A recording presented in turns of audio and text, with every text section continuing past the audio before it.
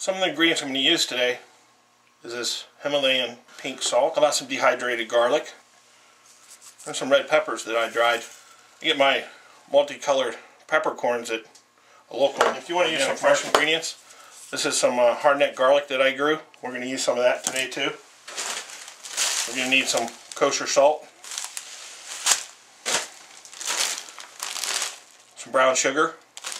Obviously I bought my brown sugar and my other salt. Talk a little bit about this. This is a coffee grinder. I don't use it to grind coffee. This is my spice grinder. These are great to have. I don't grind coffee with this one. I have another one for coffee. If you have a manual grinder, you'll use that. It'll work just as well as this one will. Okay, so first thing we're going to do is get out our pork belly.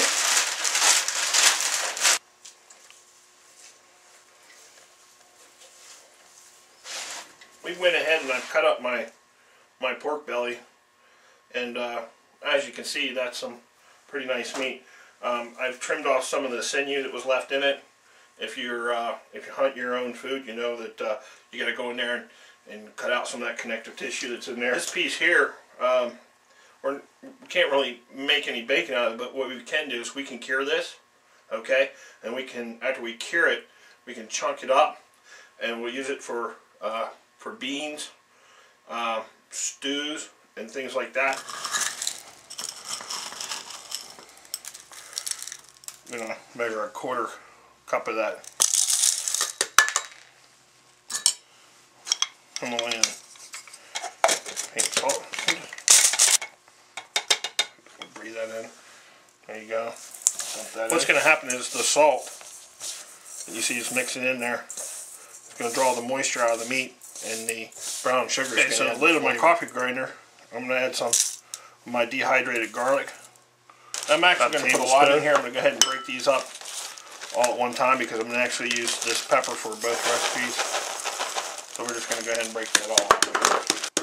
Tenderize our melt. So we're going to add some of these to our rub directly in the spice grinder, and we'll save the rest for our next batch. Okay. Also, I'm going to put in some peppers. We're going to hear the seeds that have fallen out to the bottom of the bowl, and we want to use those, so we'll put those in there too. You see that? That's coarse. It's okay. It's not going to hurt me. We're going to go ahead and dump that in there. We'll add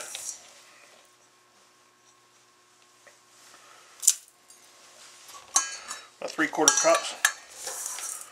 This is to cure 2 of our bacon. We're going to use this for bacon that we're going to cure.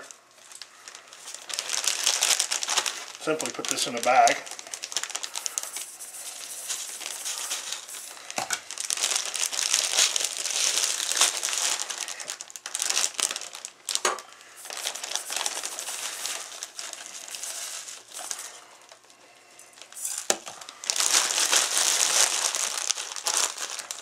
Now what's going to happen is that over time, the next couple days, you're going to flip this second recipe I'm going to show you. 1 cup of kosher salt, 1 cup of brown sugar. Okay.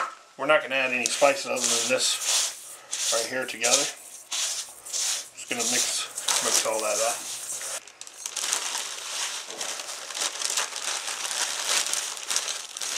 The recipe that I used, I added garlic, black pepper,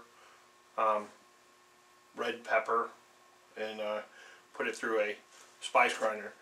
I have a friend of mine that uses a Santa Fe type cure in his, and he adds lime to his to give his bacon a little funky taste.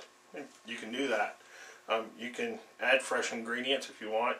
Alright, now that we're wrapping part 1 up, just want a reminder, we're going to put a link down at the bottom. You can see part 2 of this when we get that production done. We're going to be doing that next week. Thank you, and I hope you learn how to be more self-sufficient.